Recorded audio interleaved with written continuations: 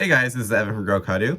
I wanted to make a follow-up video to a video I uploaded last week where I gave some general advice to people who were thinking about moving to Japan, kind of going over some of my experiences here and, some of the kind of factors that impact relationships like in Japanese society and everything. So the topic I wanted to talk about today is tanin. That's written about by Morita Yoshiyuki here, written about by a lot of people in like Japanese linguistics or sociology or whatever, but I particularly liked the way he wrote about this here. And just kind of how that like impacts your relationships here. So, for people who are new to this channel, just a really quick overview. I've been in Japan for about 10 years. I moved here in 2015 to study at a Japanese language school. Entered university, studied Japanese linguistics and international relations, and then I went through the crazy, really crazy Japanese like new graduate job hunting system, and then I moved to Tokyo for work. I'm working in Tokyo now primarily as a translator. So covering this topic here, I guess the first thing to talk about is that like if you're thinking about moving to Japan, you probably know this already, but I don't know if you like realize how much it's kind of like going to impact your life or whatever. But like in Japanese, in English, we have the word I, right? We have the concept of self. There's more of like a concrete sense of self. Maybe that's like part of like Western, like, individuality or whatever. But in Japanese, sorry, there's some like announcement or something. In Japanese, there are many different ways to say I, to address yourself, depending on the circumstance. And the interesting thing about it is like that in and of itself, I thought was like interesting when I first started learning Japanese. But like when you move to Japan and you live here for a long amount of time, you realize just like kind of how fluid that is and like how often you end up switching the way that you're addressing yourself. You're kind of like lowering yourself or raising yourself up, depending on who you're talking to and the overall like the room, right? That kind of goes into like the concept of like kuki as well, which I've talked about a little bit in previous video, but that's kind of like the overall atmosphere. That's the air in the room. That's like the general composition of social expectations and how you fit into that. And so one of the most important phrases in Japan is kuki o yomu, reading the air, kind of like looking at the surroundings and finding out the best way to like fit into that and like adapt to that, right? So adaptability is very important in Japanese. It's kind of one of the contradictions of living here though, because like there's many rules in Japan. There are a lot of traditional ways of doing things, but at the same time, adaptability is like one of the most important skills you can have. So it's kind of like a, one of those like contradictions that exist within Japanese society, I think. But what this author in particular is writing about is, he writes about the sense of I as well, but he also writes about this word tanin. And tanin is like a way of, it's kind of like, I guess the closest translation would be like stranger. Maybe stranger. It's like somebody that you have like no connection with, right? They don't have any connection to your life. They're kind of like just moving through society and you happen to kind of maybe bump up against them, but you don't have any real connection you've established with that person, right? That would be tanin. And this is actually one of the things I wrote about in my final thesis. Is kind of like this like Venn diagram, this like, evolving circles of relationships that exist within Japan, where like on the very outside layer, the furthest you can get away from having a close relationship to somebody is if they're tanin, which literally just means like other person, but it's like this sense of othering where you're kind of apathetic. And to be honest, this is one of the things that I think you need to consider if you're going to move to Japan, and it's maybe something that I don't really like about Japan. There's good aspects to this whole concept in general of, there's like a lot of like respect and kind of like I think there's a greater emphasis on like privacy and like just respecting people's boundaries and trying not to bother other people in Japan. But this whole idea of like tanin, where like basically you have like no connection to somebody if you don't know them. If you've never met them before, if you've never had like a real interaction with them, it's like almost like they don't even exist, right? That's the way people think. And that's, what a lot of, Nihonjin non Japanese sociologists have wrote about, kind of Japanese culture, where even like writing as a Japanese person, they can like recognize that compared to other countries that there isn't this sense of like, community towards somebody you have no connection with.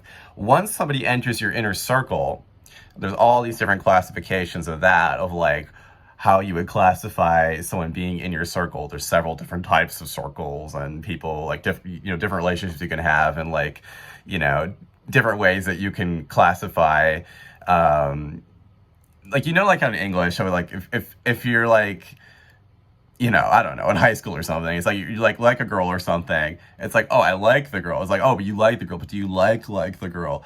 There's like certain ways you label those kind of things, right? Where it's like a different kind of relationship. Just imagine that times 10, times 10, times 20, where, there are actual words that are like used to describe specific types of relationships. So, things get weird when they don't fit into those classifications because people are expecting you to have those classifications. So I guess something I would say is, if you're thinking about moving to Japan and you're somebody that likes to just like go up to people, make new friends, immediately like establish that connection, you can absolutely do that in Japan. I mean, I think it's really fun. Like especially if you're somebody that, where there aren't a lot of tourists or other foreigners, like you can really like have some really fun experiences, meet some amazing people. You can have just like some really amazing, kind of one-off, like experiences with people and establish those connections.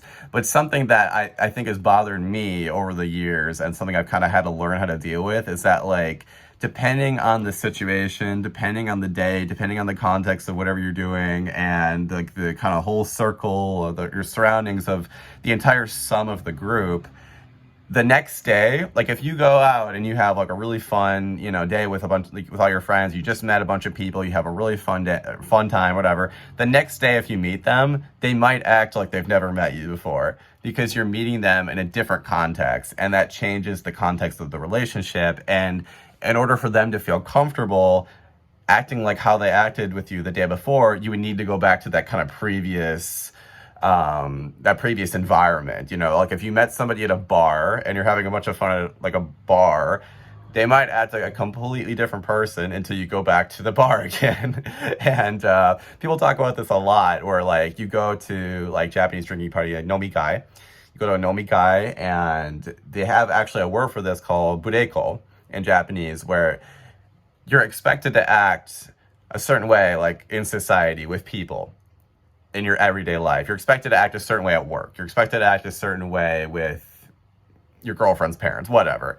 But then when you go to nomikai, when you go drinking with people, all that goes out the window, and everything is forgiven. Everything, pretty much everything is forgiven. You can say anything because people know that it's in that different context, and that's called bureko, right? But I think in the West, at least in America, we have this more kind of flat, we don't trust people who do that, right?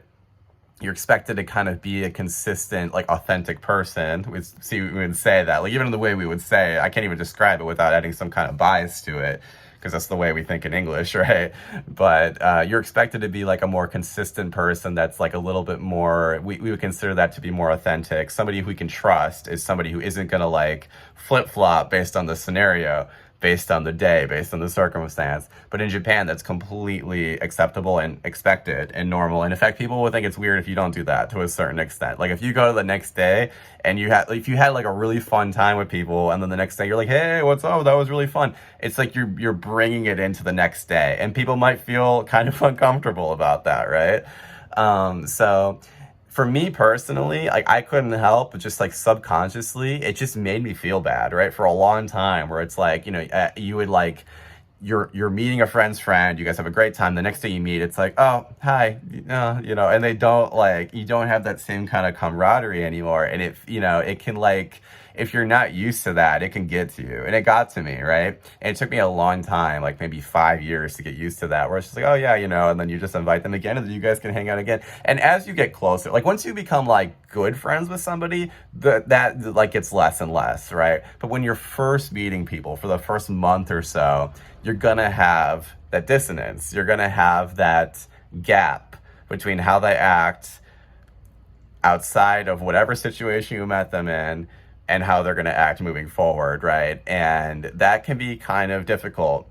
And that's maybe something to consider. Like if you're somebody who, if you don't like, I don't know, if things bother you like that, you know, if you kind of feel like, oh, what did I do wrong or something? If you kind of have that kind of like those thoughts and stuff, which I know I definitely did, especially when I was younger, that, you know, it can be kind of tough in Japan because especially being the foreigner, you kind of feel like everything's always your fault or always your responsibility because you're the one speaking your second language. Maybe you're the one who doesn't understand the culture. You're the one of this or that, you know, and especially when you're first moving here, it's like, at least for me, I took responsibility for everything, but sometimes it's just like the situation has changed and that's okay, right?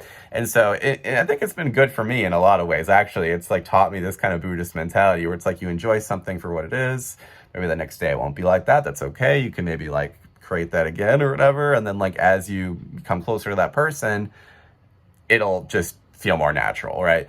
But the beginning steps of the relationship, the tanin concept that Morita Sensei talked about, it's something that you have to kind of internalize over time. And maybe that's something you should consider if you're thinking about moving to Japan, if you can handle that or not. So anyways, guys, thanks for watching. I make videos like this. I'm going to trying to make videos like this like every day moving forward. So if you're interested, please consider supporting me by subscribing or not. That's okay. I appreciate your time either way. And yeah, have a great day or night. Thanks, guys.